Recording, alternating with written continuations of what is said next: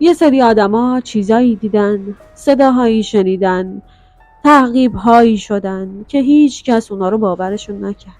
من اینجام که تجربه هاشونو با تو به اشتراک بذارم. فکر میکردم فقط دنبال یه دوست بود. من قبلا چندین بار تجربه های ترسناک یا ناراحت کننده با مردها توی اتوبوس داشتم، اما هیچ وقت با یه زن نه. این داستان مربوط به چند سال پیشه، زمانی که توی یه شغل دیگه کار میکردم و توی یه شهر متفاوت زندگی میکردم. من هر روز با 2 اتوبوس مختلف یه مسیر تقریبا 1 ساعته رو تا محل کارم طی میکردم که این نکته توی داستان مهمه. مثل همیشه سوار اولین اتوبوس شدم و جلوی اتوبوس نشستم. با اینکه ایستگاه‌ها رد می‌شدن و مسافرها بیشتر می‌شدن، یه زن اومد و درست کنار من نشست، در حالی که بقیه می‌رفتن عقب اتوبوس. راستش من اصلا مشکلی نداشتم، حتی اگه صندلی‌های خالی دیگه‌ای هم بود. من مشغول کار خودم بودم و داشتم کتاب می‌خوندم. خیلی سریع شروع کرد به یک گفتگوی دوستانه. منم زیاد بهش فکر نکردم. ازم پرسید اسمت چیه؟ حالت چطوره؟ و از این چیزا. منم ادب کردم و سوالات مشابه پرسیدم. به نظر می رسید که یه هفته یا حتی یه ماه خیلی بدی رو پشت سر گذاشته باشه. کم کم شروع کرده پرسیدن این که کجا دارم میرم و چند تا سوال دیگه. منم گفتم دارم میرم سر کار و اینکه هر روز با اتوبوس میرم. مکالممون کاملا معمولی و محترمانه بود. نسبت به تجربه‌های قبلیم توی اتوبوس خیلی بهتر بود. بالاخره رسیدیم به ترمینال اتوبوس و آماده شدیم برای سوار شدن به اتوبوس دوم.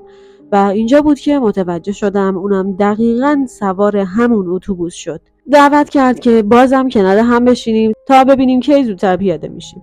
وقتی نشستیم گفتگو دوباره شروع شد، ولی این بار سوالهاش خیلی شخصی تر شد.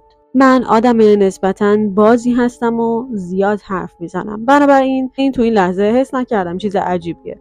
پرسید چند سالمه و گفت خودش 30 سالشه. از خانوادم پرسید، اسمشون، سنشون و درباره خودش و خانوادش هم کلی حرف زد. داستانهایی گفت که نشون میداد توی یه شرایط خیلی بد خانوادگی زندگی میکرد. منم واقعا دلم براش سوخت. وقتی خواست در تماس باشیم با کمال میل شمارم رو بهش دادم. با هم یه پیام تستی فرستادیم تا مطمئن شیم کار میکنه و بعدش اون پیاده شد. چند دقیقه بعد متوجه شدم اصلا محیط برام آشنا نیست و سوار اتوبوس اشتباهی شدم. ولی خوشبختانه هنوز داخل همون شهر بودم. از اتوبوس پیاده شدم و بقیه مسیر رو با دوچرخه رفتم. فقط 1 دقیقه دیر رسیدم سر کار. خب معمولا زودتر میرسیدم، اما اینجاست که همه چی عجیب شد. بعد از کار که یه شیفت 6 ساعته بود دیدم 2 تماس بی‌پاسخ و 12 تا پیام دارم. بیشترشون پرسیده بود چرا جواب نمیدی؟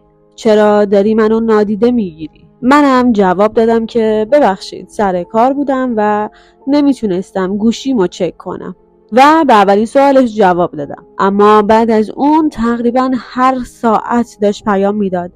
2 روز تمام این ماجرا تکرار شد. روز سوم اوضاع عجیب تر شد. شروع کرد به صدا زدن من با کلی لفظ محبت آمیز. عزیزم، عشقم، خوشگلم، عزیز دلم. مؤدبانه ازش خواستم اینطوری صدام نکنه چون معذبم میکنه.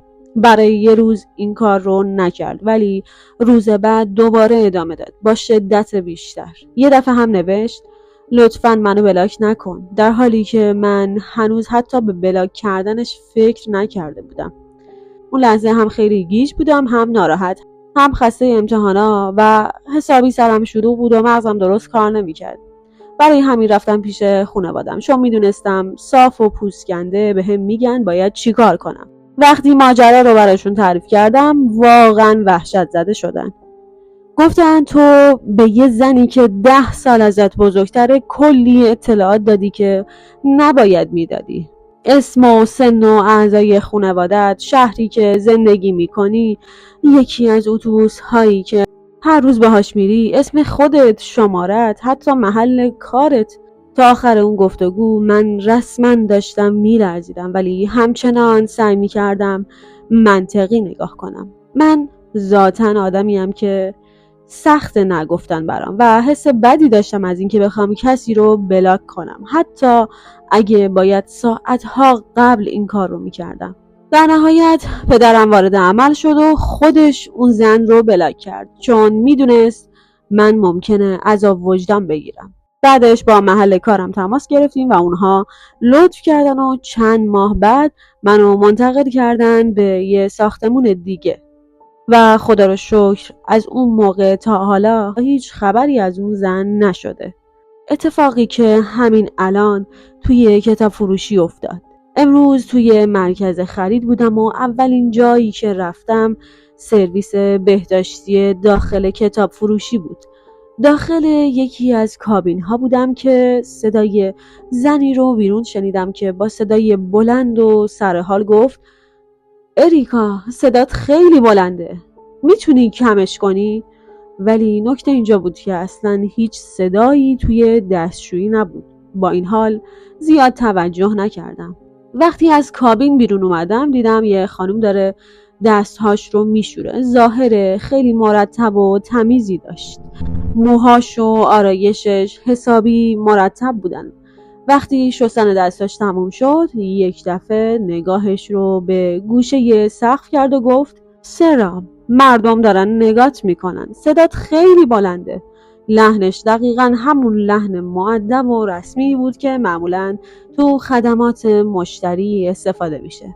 برای همین فکر کردم کارمند فروشگاه و داره با هندزفری یا واکی تاکی حرف میزنه. ولی وقتی خودش رو کشید کنار و من رفتم دستهامو بشورم، رفت و جلوی در ایستاد. همونطور که داشت لبخند میزد به یه نقطه خیره شده بود. موقعی که داشتم از دستشویی خارج میشدم گفت: جسیکا، باید صدات رو کم کنی. به من نگاه نمیکرد ولی دقیقاً راه رو سد کرده بود و هیچ تلاشی هم برای کنار رفتن نمیکرد. وقتی از کنارش رد شدم تازه متوجه شدم اصلاً هندزفری یا هیچ وسیله‌ای باهاش نیست. ظاهراً فقط داشت با خودش حرف میزد. رفتم توی قسمت کتاب ها و مشغول گشت و گذار شدم. چند دقیقه بعد دیدم پشت سرم ظاهر شد و گفت: صدات خیلی بلنده، داری مزاحم بقیه میشی. بقیه دارن کارشونو میکنن، صداتو کمش کن. نگاهش به یه نقطه خیره بود و لبخند کوچیکی هم روی لبش داشت. تلاش کردم چشمی چشمشم، نشد. بهش لبخند زدم و گفتم سلام، ولی هیچ واکنشی نشون نداد. حدود نیم ساعت همینطور دنبالم راه می اومد.